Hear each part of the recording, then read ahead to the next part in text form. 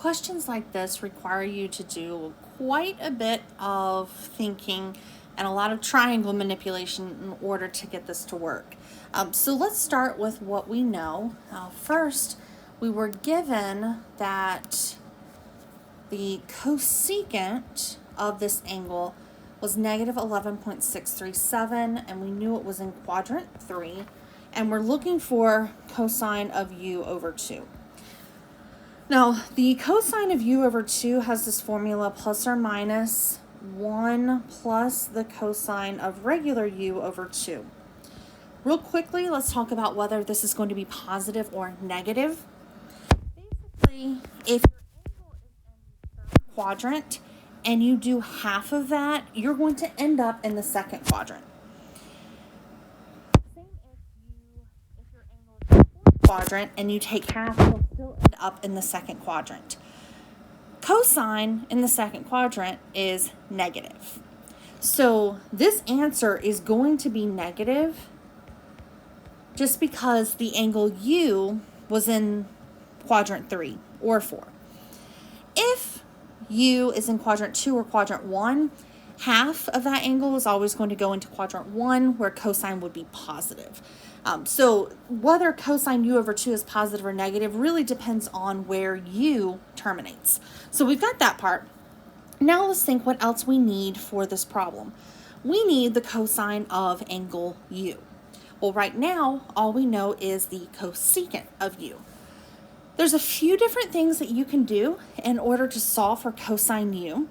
You could draw a picture, and here we know that we're in quadrant 3, and we know that cosecant of an angle is r over y. So the r always has to be positive, so that'll be 11.637. The y here will have to pick up the negative. And then we can use the Pythagorean theorem to figure out this missing x, and then we can find cosine because we would have x and we would have r. So using Pythagorean theorem, we'll take our hypotenuse squared minus the side squared, take the square root, and that is going to give you about 11.59. So here it'll be negative 11.59.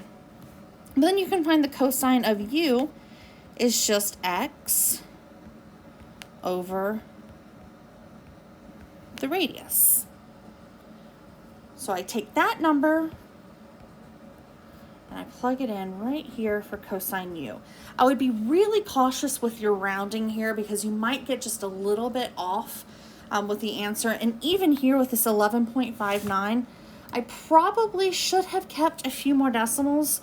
So 11.59395. That might be a little bit better so that I have some more decimals.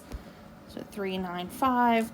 And then when we go to type this into the calculator, I'll do negative, and I'll do the square root, parentheses 1 plus, and then I'll do in parentheses again, negative 11.59395 divided by 11.637. Close that parentheses for this fraction, and then close the parentheses for the numerator, divide by 2. And when you do that, you should end up with,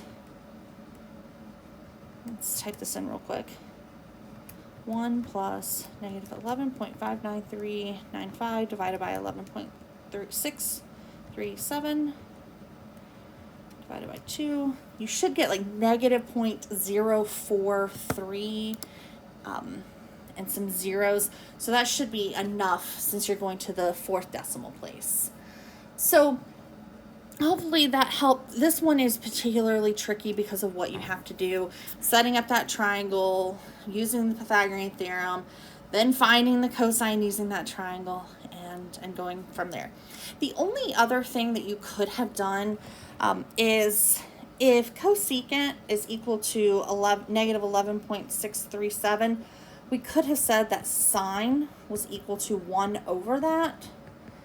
And then we could have used a Pythagorean identity where sine squared u plus cosine squared u equals 1 and solve from there. But honestly, that way I think is a little bit harder. I think it's easier to draw a triangle with the sides that you're given, set up the trig, and go from there. So hopefully that clears it up a little bit. I'm not sure what you were typing in to get your answer, but hopefully you'll be able to see what I did differently to get the correct answer.